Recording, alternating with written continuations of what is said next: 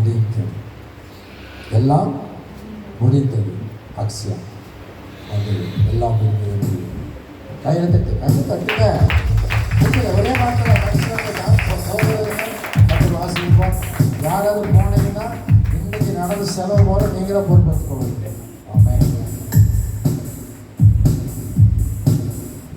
கர்த்தருக்கு ஸ்தோத்திரம், அவருடைய பரிசுத்த நாமத்துக்கு ஸ்தோத்திரம். நம்ம தேவன் இயேசு கிறிஸ்து சிலுவையில் முடிந்த 7 வார்த்தைகளை தியானித்துட்டு இருக்கோம். அதில் ஒவ்வொரு வார்த்தையாக தியானித்துட்டு இருக்கோம். இப்போ 6வது வார்த்தையாக முடிந்தது அப்படிங்கிற வார்த்தையை தியானிக்க போகிறோம். எல்லாம் முடிந்தது. யோவான் 19:30 வசனம். இயேசு காடியை வாங்கின பின்பு முடிந்தது என்று சொல்லி தலையை சாய்த்து ஆவியை ஒப்பு கொடுத்தார். எல்லாம் முடிந்தது அப்படின்னா இந்த வார்த்தையில் ஒரு பரிபூர்ணம் இருக்குது, ஒரு நிறைவு இருக்குது. இது என்னெல்லாம் ஆண்டவர் முடிச்சிருக்காரு அப்படின்னு பார்த்தோம்னா, வெற்றி, ஜெயம், வாக்குத்தத்தம், இது எல்லாமே நிறைவேற்றியிருக்கிறாரு. என்னெல்லாம் நிறைவேற்றியிருக்காரு அப்படின்னா, யோவான் 17வது அதிகாரம் 4வது வசனம். பூமியிலே நான் உம்மை மகிமைப்படுத்தினேன், நான் செய்யும்படி நீர் எனக்கு நியமித்த கிரியையை செய்து முடித்தேன். ஆண்டவர் இயேசு கிறிஸ்துவை இந்த உலகத்துக்கு அனுப்பும்போது என்னெல்லாம் சொல்லி அனுப்பியிருக்காரு அப்படிங்கிறத நம்ம பழைய ஏற்பாடின் பகுதியில் தீர்க்க தரிசனமாக நம்ம நிறையா விஷயங்களை தெரிஞ்சிருக்கோம், தியானித்திருக்கிறோம். அதெல்லாம் என்னன்னா, நம்மளோட பாவங்களை மன்னிக்கிறது, நம்மளோட வியாதிகளை குணப்படுத்துறது, நம்மளை ரட்சிக்கிறது, மீட்கிறது, இது எல்லாமே ஆண்டவர் இயேசு கிறிஸ்துவை உலகத்துக்கு அனுப்பி நமக்காக இதெல்லாம் நிறைவேற்றும்படியாக அனுப்பியிருக்காரு. அவங்க செய்த பாவத்தினால அவங்க சாபமானாங்க.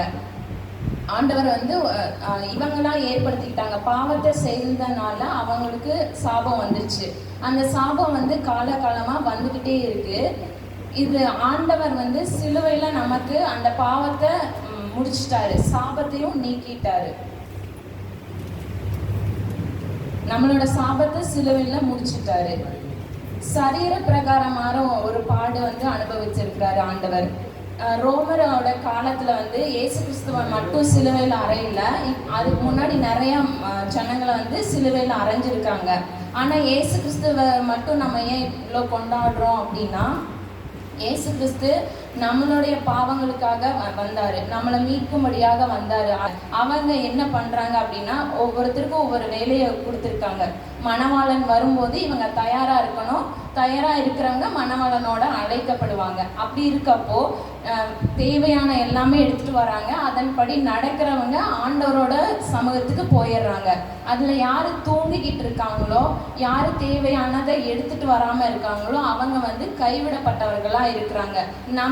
நம்மளோட வாழ்க்கையில கைவிடப்பட்டவர்களா இருக்கணுமா, இல்ல தெரிந்து கொள்ளப்பட்டவர்களா இருக்கணுமா, மணவாளனோட போகணுமா அப்படிங்கிறத நம்ம ஆண்டவரோட இருந்து அந்த உறவை நம்ம ஏற்படுத்திக்கணும். அதற்காக நம்ம தகுதிப்படுத்திக்கணும் நம்மளை. இதெல்லாமே நம்ம ஒரு லட்சியத்தை அடையணும் அப்படின்னா எல்லாத்துக்கும் ஒரு கடினமான பாதை கண்டிப்பா இருக்கும். அந்த கடினமான பாதையை பார்த்து நம்ம ஓடிடக்கூடாது. அந்த கடினமான பாதையில நம்ம நிறைய விஷயங்களை கற்றுக்கொள்ளுவோம். அந்த எல்லாமே ஈஸியாகவே நடந்துருச்சு அப்படின்னா அதுல எந்த ஒரு பாடமும் நமக்கு இருக்காது. எல்லாமே நம்ம போறோம், நடக்குது, அந்த மாதிரியே தான் இருக்கும். இப்ப கடினமான பாதைகள் இருக்கும்போது நம்ம ஒவ்வொருத்தரை பத்தியும் தெரிஞ்சுக்குவோம், ஒவ்வொரு விஷயங்களை கற்றுக்கொள்ளுவோம், ஒவ்வொரு பாடங்களை நம்மளோட வாழ்க்கையில கற்றுக்கொள்ளுவோம், இன்னொருத்தருக்கு சொல்லி தருவோம். அந்த மாதிரி நிறைய விஷயங்கள் இருக்குது. அந்த பாடுகள்லாம் ஆண்டவரோட வாழ்க்கையில் இருக்கு. அவர் தேவகுமாரன் தான், தேவனால் அனுப்பப்பட்டவர் தான். ஆனாலும் அவர் அந்த பாடுகளை ஏற்றுக்கொண்டாரு. என்னென்ன பாடுகள் அப்படின்னு பார்த்தோம்னா, சிலுவையில் அதிக பாடுகள் பட்டிருக்காரு. கசையடி வாங்கியிருக்காரு, தண்ணி தாக இருக்கிறப்ப கசப்பான காடியை கொடுத்துருக்குறாங்க, ரத்தம் வேர்வை ரத்தமா போகுது, அந்த மாதிரி நிறைய பாடுகள் பட்டிருக்காரு. தலையில முற்றில சுற்றப்பட்டிருக்காரு, வெயிட்ட சிலுவைய மர சிலுவைய வெயிட்டா தூக்கிட்டு இருக்காரு.